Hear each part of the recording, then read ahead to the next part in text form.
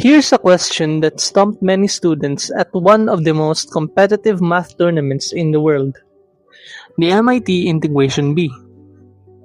We need to evaluate this integral, x times an infinite product of cosines, integrated from 0 to pi over 4.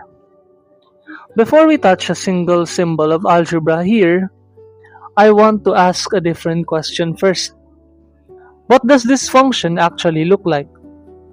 Let's graph it, step by step. The first partial product, x times cosine of x over 2. Well, it looks like a gentle wave. Now, multiply by cosine of x over 4. The curve shifts slightly. Now, cosine of x over 8.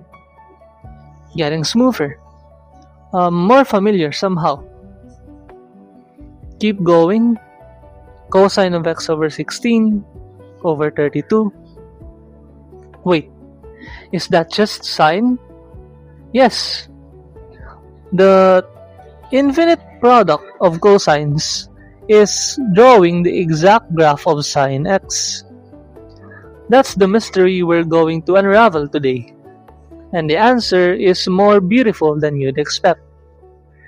So why does the infinite product of equal sine x over x? Let's prove it rigorously. First, a key principle that guides this whole approach. Products are hard, and sums are easier. The natural log turns products into sums, and that's the entire motivation for what we're about to do. Let u of x be the infinite product. Our integral becomes x times u of x. Now take the natural log of both sides, and watch. The product symbol transforms into a summation. We now have log u equals sum of log cosine of x over 2 to the k. Now differentiate both sides with respect to x. The left side gives u prime over u. On the right, chain rule gives us negative sine over x times 1 over 2 to the k for each term.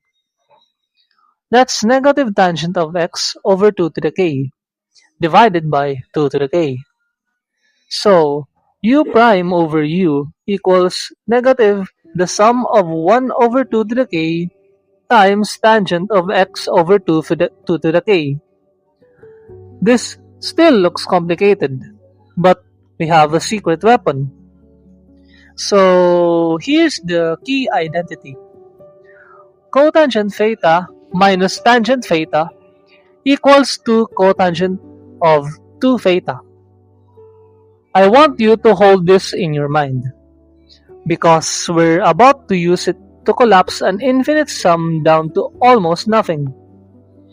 Rearranging, negative tangent theta equals 2 cotangent 2 theta minus cotangent theta. Substitute theta equals x over 2 to the k into every term. Each piece of our infinite sum becomes a difference of 2 cotangent expressions. Now, write out the first 4 terms. Term 1. Cotangent x, shown in gold, minus 1/2 cotangent x over 2, shown in orange. Term 2. Plus 1/2 cotangent x over 2, orange again, minus 1/4 cotangent x over 4, purple. Term 3. Plus 1/4 cotangent x over 4, purple, minus 1/8 cotangent x over 8, blue. So, do you see it?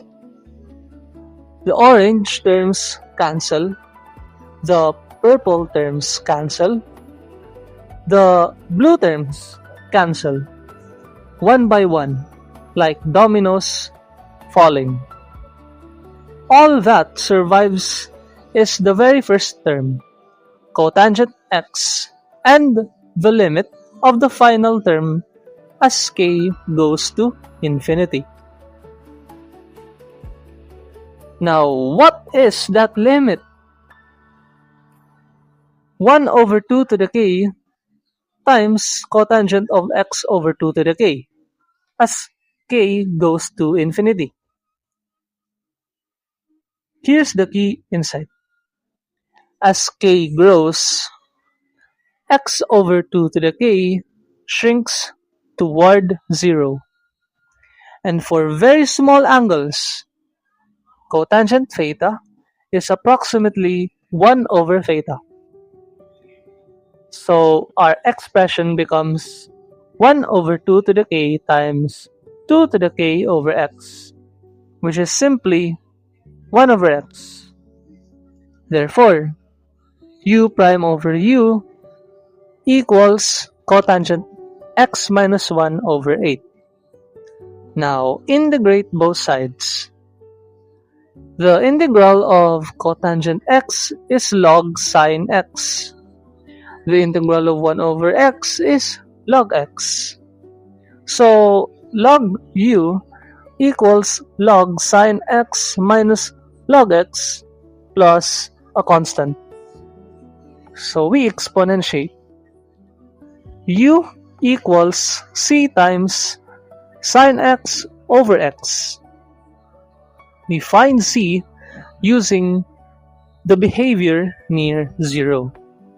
So, as x approaches 0, every cosine term approaches 1. So, u approaches 1. And sine x over x also approaches 1 at x equals 0. Therefore, c equals 1. And we have proved it.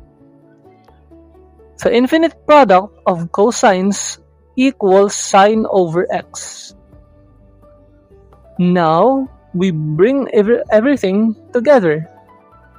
Our original integral, x times the infinite product, becomes x times sine over x, sine x over x. Watch the x in the numerator and the x in denominator. They cancel. And just like that, our monstrous infinite product integral collapses into the integral of sine x from 0 to pi over 4. All that machinery, all that algebra, now reduced to one line.